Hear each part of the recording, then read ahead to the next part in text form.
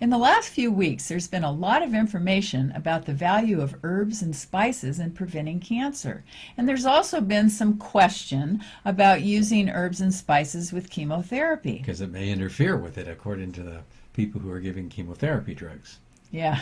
Well, anyway, just recently it came out in the news that there's an Indian spice that's yellow. It's called saffron. And this saffron is supposed to perhaps prevent liver cancer. And it may indeed do that.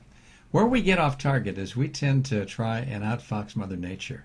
And if we just remember to live with her and not screw up what she's done for us, which we do, particularly when it comes to food. I mean, look what we do to our food. We process it. We add all kinds of chemicals to preserve it. We take nutrients out of it to be able to store it for a longer time.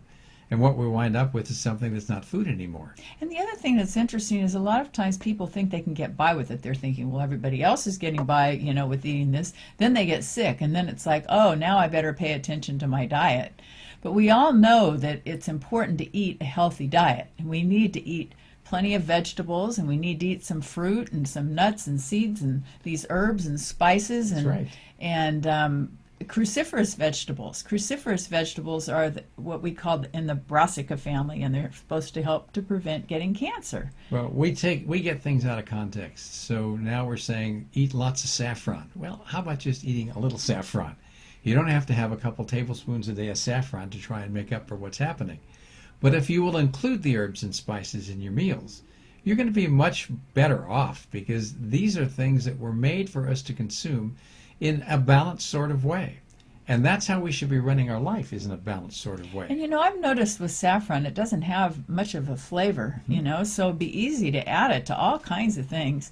And you might want to sprinkle it on some of those cruciferous vegetables. I was going to remind people what those vegetables are. That's like broccoli, kale, cabbage, cauliflower, and Brussels sprouts, I think, is the other one. That's right. But again, it's about balance. Where we get off track is that we try to refine things, that come out of certain kinds of herbal products that we have, and then we want to have lots of concentration in them, and then we look for special applications of how we'll use them.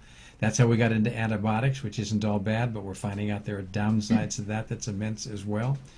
So when we're looking at how to live our lives and how to balance things in our lives, we should be looking at our diet as one of the most important things. When we have environmental toxins, to the extent that we do, and problems with detoxification, and we don't take in what we need, there are obviously going to be problems that are the result of that. And herbs and spices in balanced amount are a thing that we should be paying a lot more attention to than we do.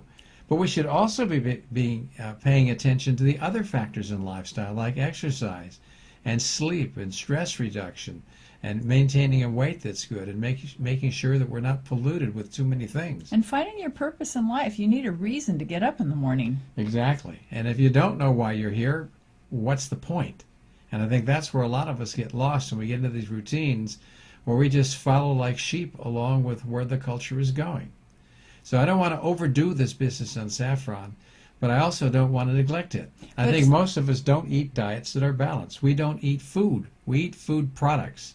And most of those food products are toxic, and they lead to lots of dangerous diseases that we're seeing epidemics of at the moment. And saffron is also an antioxidant, it's an anti-inflammatory, and it's anti-cancer. Yeah, so it will do things, if it's used in a balanced sort of way, to promote wellness. We need to have that kind of protection, particularly in an environment where we've polluted ourselves and we need lots of detoxification. So think of saffron. Think of Vicky's yellow outfit here when you think of when you go to the grocery store. And try to buy products that are whole foods, that are real foods, that haven't had a lot of things done to them.